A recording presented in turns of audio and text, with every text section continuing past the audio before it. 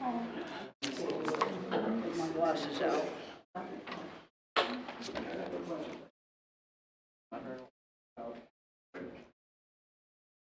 Second. Anybody heard from Bob? Timon?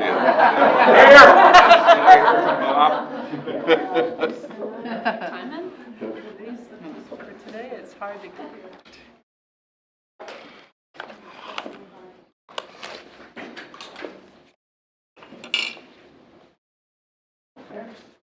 I call a meeting of the Yelm Planning Commission order today, Monday, 18th of November.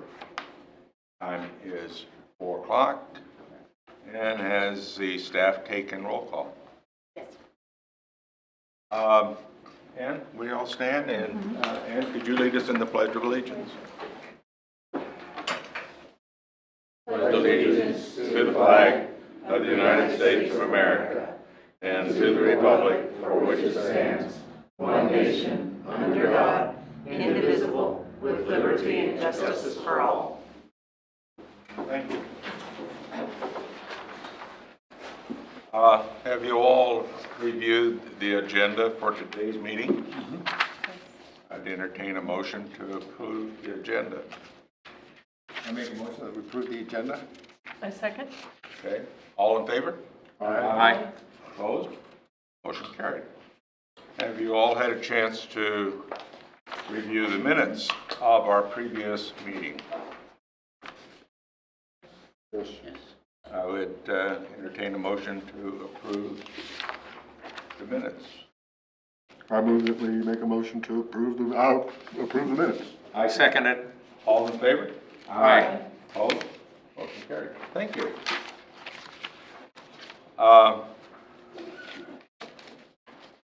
Tammy, do we have any public communications? No. Pardon me? No. Okay. City Transit has an update for us. Good evening. My name is Ann Freeman-Manzanares. I'm the General Manager of Intercity Transit, and I think you know Eric Phillips, who's our Development Director. And I just want to thank you for allowing us some time at your meeting this evening to provide an update on everything that we've accomplished over the last year since Proposition 1, Intercity Transit Proposition 1 passed last November, and all that we've done to progress towards completing our long-range plan.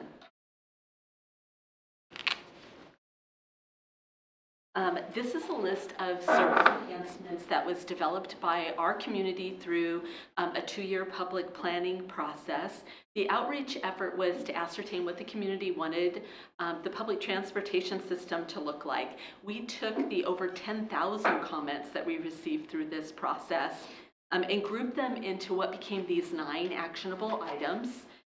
Then we asked the community to prioritize what was most important to them, and they came back and said, we think all of these things are important. We want you to pursue all of them, and we're willing to pay for them. 83% of the respondents of our survey came back and said, we want you to be transformational. Don't just do what you're doing right now. Don't do what you need to address the population growth and the congestion issues. Tonight's a perfect night to come out. Be transformational.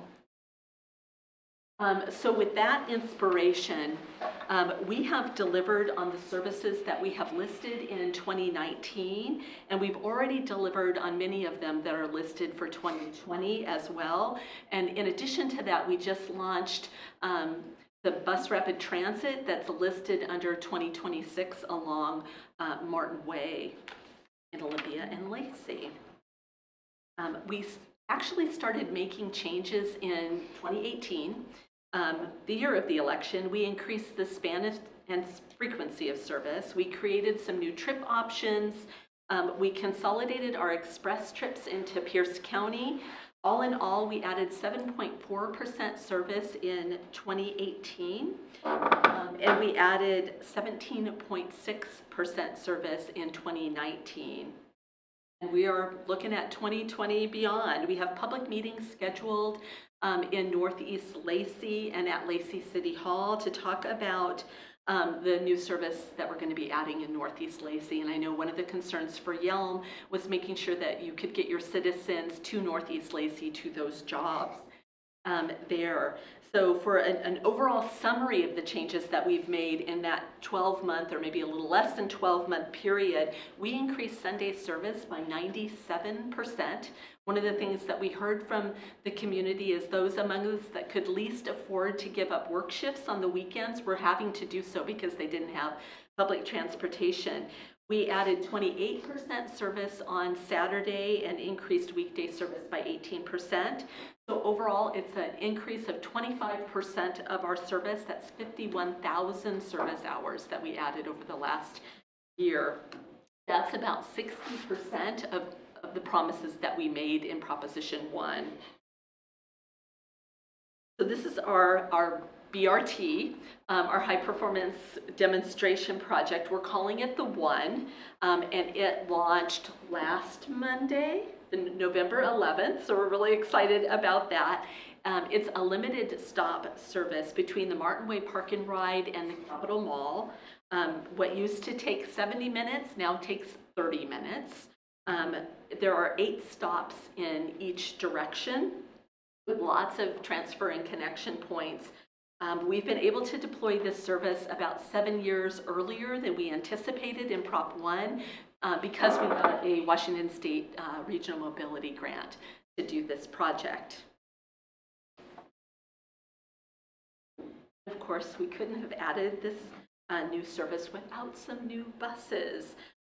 We're getting lots of comments on how fresh and bright and beautiful our new buses are, so we like to hear that. We have 13 new buses out on the street now.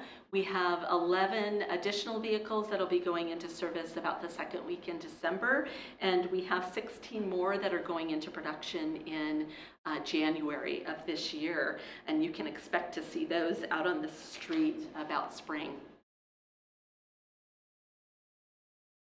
Many times. Yeah.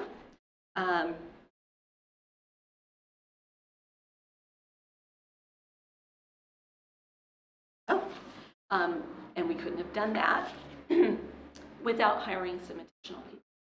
Since January of this year, we have hired 112 people. We have 17 more that are scheduled to be hired between now and the end of the year. So we're pretty much interviewing people every day. And the 9th promise in IT Proposition 1 was to explore the way that fares are paid. We had heard that the public wanted us to do something different and address a wide variety of issues regarding fares. They wanted us to make service faster. They wanted us to use the same fare collection system that's used regionally, which is the system that's used in Pierce, King, and Snohomish County, and actually Kitsap County as well. They wanted us to increase ridership, which reduces congestion, reduces pollution, and help individuals and families with their transportation budget so they could better afford housing and healthcare and childcare, a variety of things, and to help individuals get to their jobs, as well as help employers get employees to their workshop or to their work sites, and the list just went on. So last January, we started to evaluate a range of options to address these variety of needs.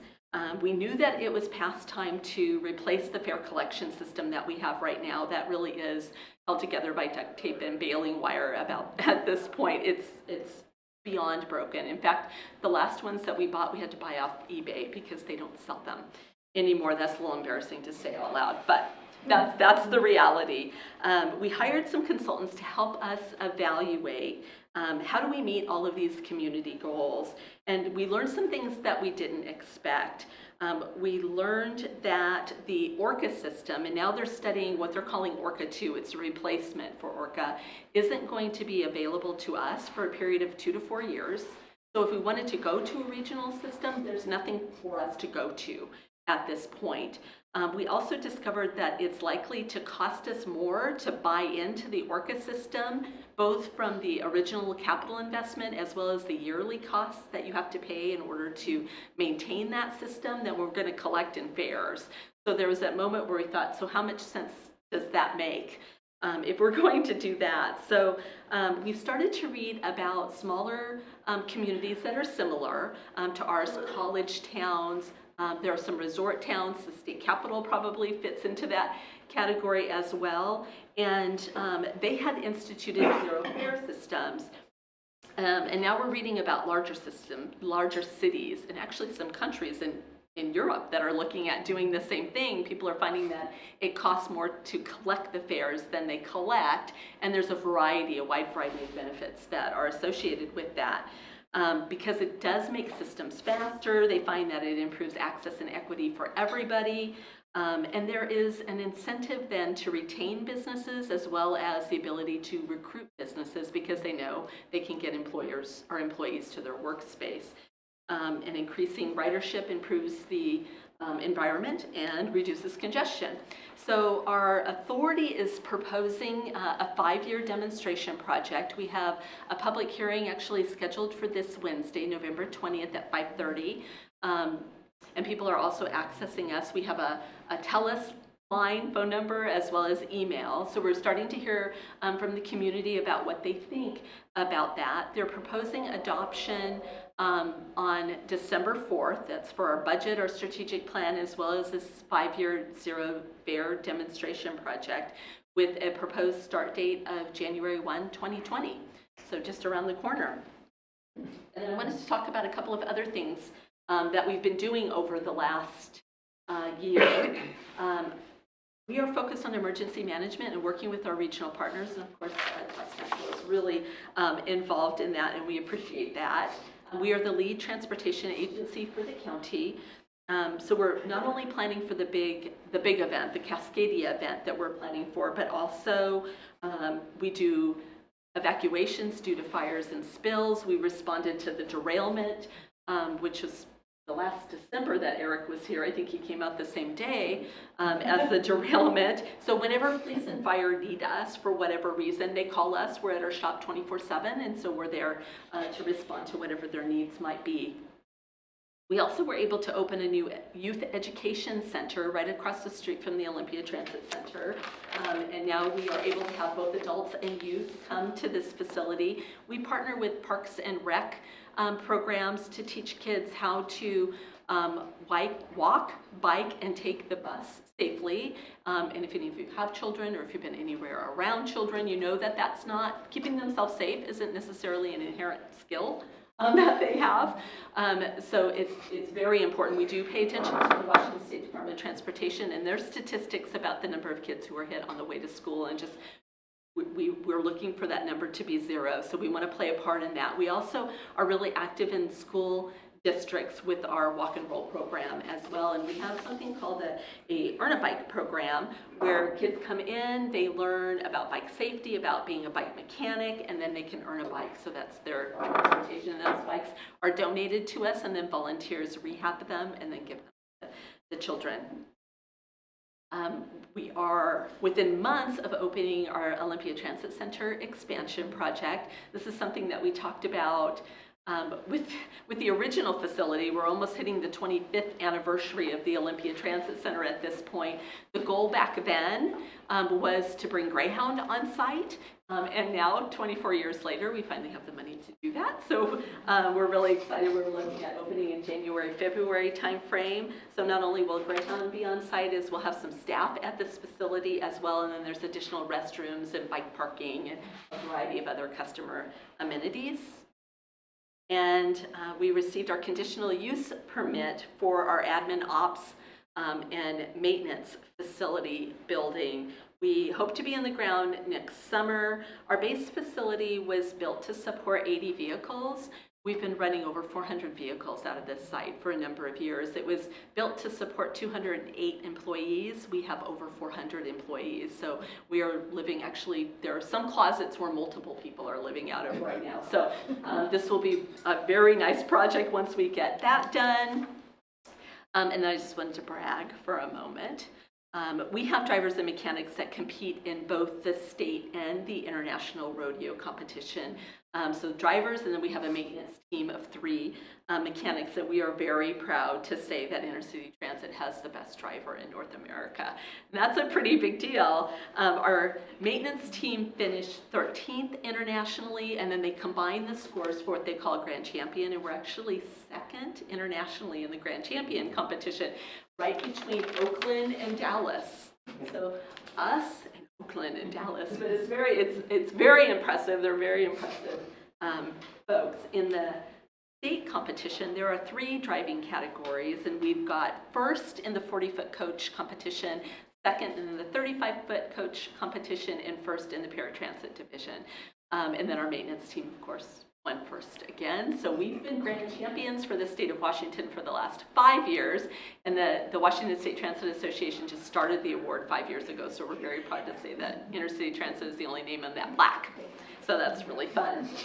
And then the last thing that I will leave you with is a really nice acknowledgement for our community engagement process and recognition and collaboration of all of our partners throughout the region, really to identify the needs of our community in terms of public transportation. And Grant participated on behalf of the city of Yelm. So we're pleased to share this award with the city of Yelm as well from the governor. And I'll just end it.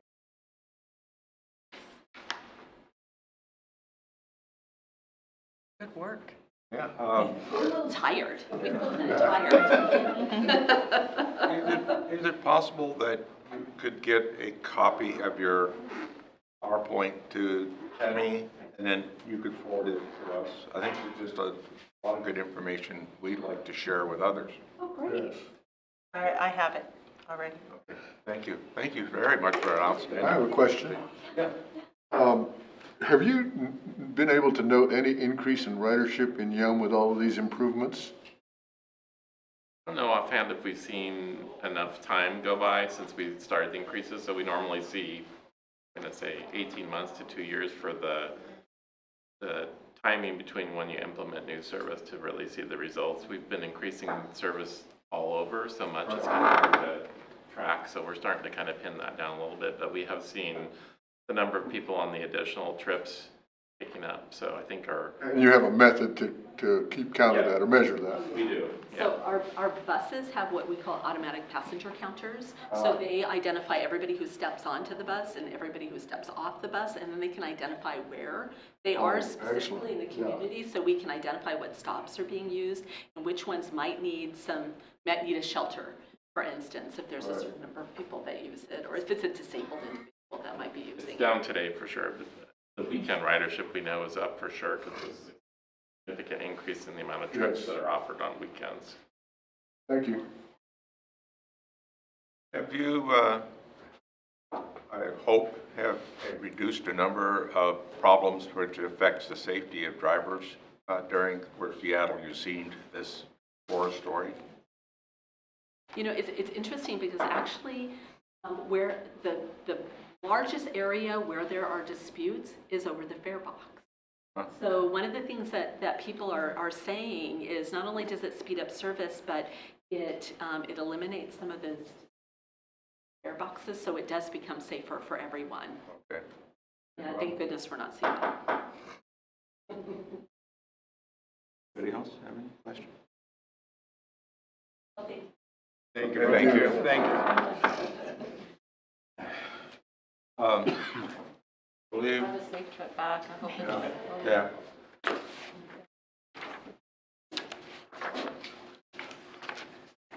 Sorry, we have a community advisory committee meeting, otherwise we would stay with you. I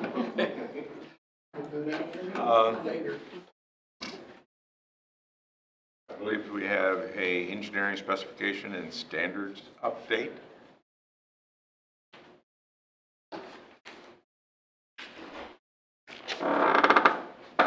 Good afternoon. I'm Derek McCoy, the Development Review Engineer for the City of Yelm. I'm going to come forward with a recommendation that the updates that have been made through the engineering specification and standards be forwarded to the City Council. The City of Yelm engineering specification and standard design details provides design details, workmanship materials required for the installation of public infrastructure in the city of Yelm, often referred to as development guidelines, published on our portal. The text in the standards include development regulations, municipal code sections, and last updated in 2015 with the creation of the Unified Development Code, the zoning and the subdivision sections, chapters 1 and chapters 2. There's currently 7 chapters within development guidelines and standards. These standards became obsolete, and any development regulations within the standards were included in that development code. And many of the standard details for water and sewer were out of date and did not meet infrastructure. So the changes included the removing of those obsolete zoning and substandard sections, so it reduced it from 7 chapters to 5, numbering the chapters. Water and sewer were 6 and 7, 4 and 5. Yep.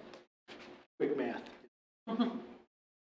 So, and we also, any of the text that was already existing in the Yelm Municipal Code was removed, referred to that section.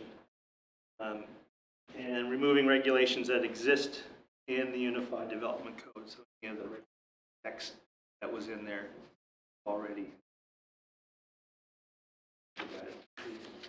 And then we updated the water and sewer text and details to meet the current infrastructure needs.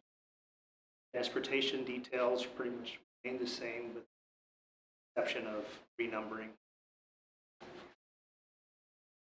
chapter 4 to chapter 2.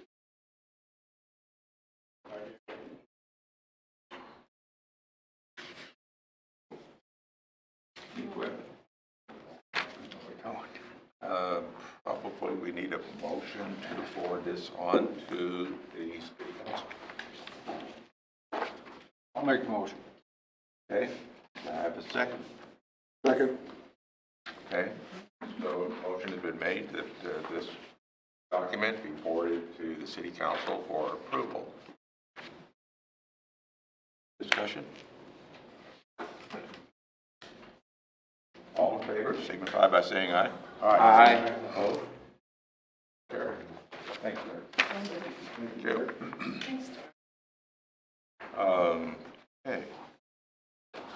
Now we will open the public hearing on regards to the revision of the integrated plan here. So I open this public hearing on Monday, 18th of November, 2019 at 4:17 p.m. We are in the Yelm City Hall. The purpose of tonight's hearing is for the public, for public testimony in regards to the change to the integrated projected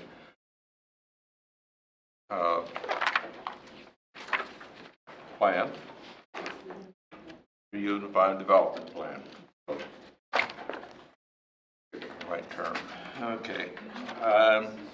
Asked Tammy, do you have a staff report for us?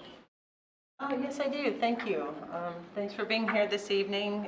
We've been over the Unified Development Code update a few times, looking at the different items on what could we do in the Unified Development Code to help address affordable housing. I want to clarify and make sure that, as we've stated all along, this update isn't to address low-income and extremely low-income housing. This is looking at our current codes and how to provide incentives to create a variety of houses in the city of Yelm, bring them in more achievable or affordable levels to the public that's out there. The affordable housing changes that the Unified Development Code includes is, I'm going to just kind of jump to my staff report here. It is, pardon me, in our zoning sections, in our residential low density, moderate density, and high density residential districts, is to provide a density bonus for planned residential developments and townhouse developments that provide a mix of housing types. It also, within those sections, we increase the maximum height for accessory buildings. Right now it was 16 feet. The changes to raise it to 25 feet. We're removing minimum lot size requirements and reducing private open space requirements for townhouses. Reducing setbacks in our central business district for accessory dwelling units. Updating our high density residential chapter to allow only multifamily development, with the exception of allowing single family development on lots of record 1 acre or less. Reducing minimum parking requirements for multifamily developments over 4 units based on the number of bedrooms in the complex.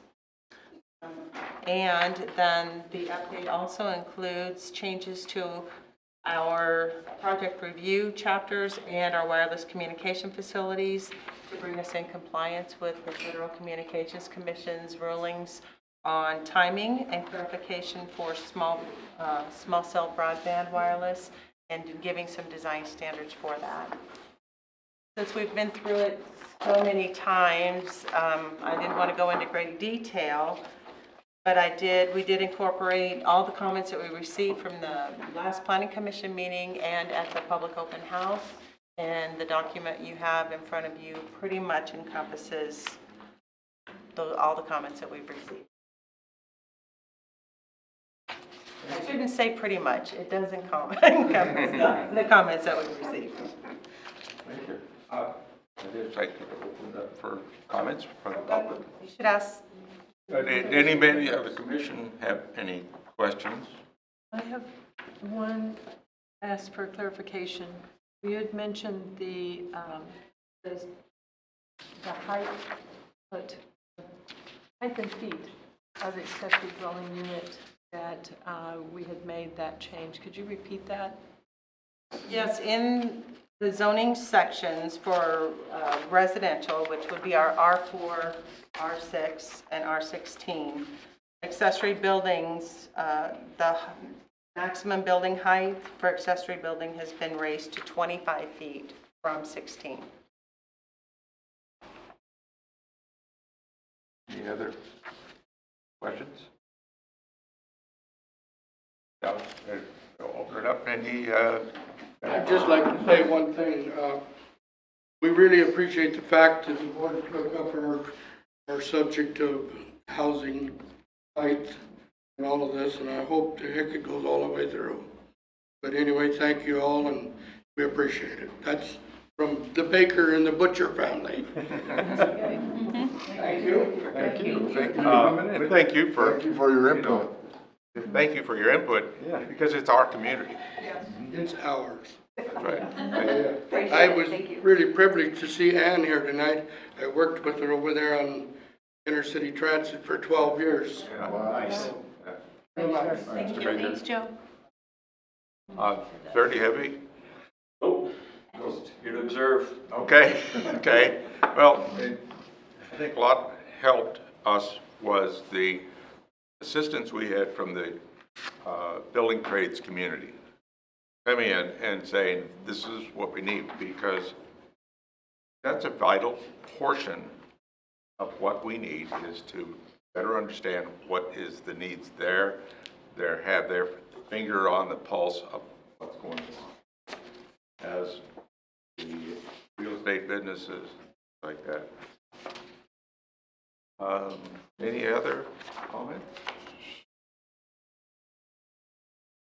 I think we pretty much talk this over. Okay. Well, then I would entertain a motion that we close the public hearing. Make a motion. Oh, wait, no, we need to make a motion that we approve this for, to be sent to the city council for action. I make a motion that we approve the changes to the Unified Development Code and send to the city council for their approval. Second. You say, John? I second. Okay. All in favor? Aye. Opposed? Motion carried. Okay, now I can say we're going to close the public hearing at 4:29 on Monday, the 18th of November, 2019. Okay, now we can get back to, Before you move on, I just want to take an opportunity to thank you for all the hard work that you've put into this. There's been a lot of review, a lot of reading. I just really appreciate your support and delving and trying to best with what we have. Thank you. It wouldn't have been done if you hadn't been there. yeah. Right.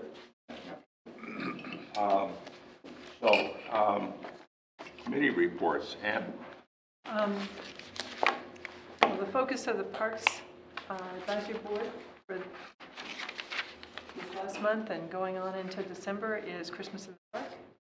And Christmas in the Park is to be held first Saturday in December, which I believe is 7th of December. So come out, all the grandkids, the other kids come out. It's free for everyone. A second item that I told Dana about this, I attended over in Pierce County. One of the parks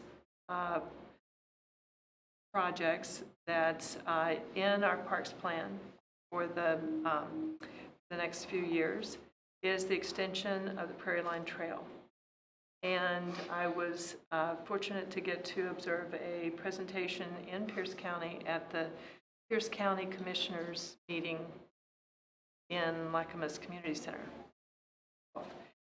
At that, there was a resolution passed to support the Pierce County work with Roy, extending the Prairie Line Trail from the river all the way to Roy. And the couple of bike clubs that are in Pierce County were the ones that helped work with Roy to get the matching funds for the project. And Forever Green Trails is one of them, and Foothills Trails, the other. And I'm trying to get a copy of their presentation. And so soon, I'm going to either get a copy or the fellow from Forever Green Trails is going to come to the Parks Board and present it early this next year. There's a portion of the trail extension that Yelm is taking responsibility for, and that goes from the end of the current Prairie Line Trail, which is at the Centralia Power Canal, and it goes all the way across the bridge. The property is already owned by Yelm, right next to the old rail line there. So now it's a matter of working together with these partners on the Roy City, the mayor of Roy, and these bike clubs. And hopefully we'll get that presentation given to the Parks Board, and I'll have copies for all of you who'd like to see it. But it's a very good sign that there's a lot of support. And that resolution did pass. The county commissioners approved that resolution for supporting the trail. so they will be using the rail bridge as the crossover? Or Yes, the rail bridge is planned to be used as the pathway Okay. to cross over the river. But the portion that was presented that's in Pierce County starts at the end of the bridge on the Pierce County side. Okay, So the portion that belongs to Yelm to continue to work and develop, like 2 projects. One that goes from Centralia Power Canal, taking the trail all the way across the bridge. okay. And then the other project is in Pierce County side, takes the trail all the way down through with a trailhead that'd be in the town of Roy. So that's, you're getting this information before I've even been able to give it to the Parks Board, because we've been meeting on Christmas in the Park, and that's our focus right now. In January, they'll get all of this. Thank you. Exciting. It's exciting. It is. It's very exciting. I'm pretty glad to hear that, because eventually we may be able to go from Seattle Oh, easily on safe roads On and safe. these. You need a bike trail from Seattle based on traffic, right? Yeah, it'll probably beat these people out here in the road. Right, yeah. But gee, thank you. It'll certainly be- it'll be safe, and actually, it'll start to, the next step will be trying to negotiate with JBLM to get across the Yeah. port. John, do you have anything about the trees? No, we have not been able to really put together a get-together yet, so. Yeah. Okay. It's just been Chris's, mine, and our other member. There's only 3 people involved, and it's hard to get us together. Any other committee reports? Yeah. Okay. Again, thank Yelm City staff for your support in helping us get this document put together, printing it all out for us so we didn't have to put it on our own printers. And it's a lot of hard work for a lot of people, and we want to thank you for all your hard work. Nettie, that's at the whole Yelm staff. Does that include Derek? That includes. Yes. He's going down the sewer. I can tell you, I didn't know what the pig launcher was until I saw all of these items. I'm now informed. At that time, do I have a motion do we have any other further business to come before us? Then I would entertain a motion that we adjourn this committee. I make a motion that we adjourn. Have a second. I'll second. All in favor? Aye. Opposed? Thank you. Thank you for coming out. Greased pig. It's a little different pig than that. You clean the. I did go to, I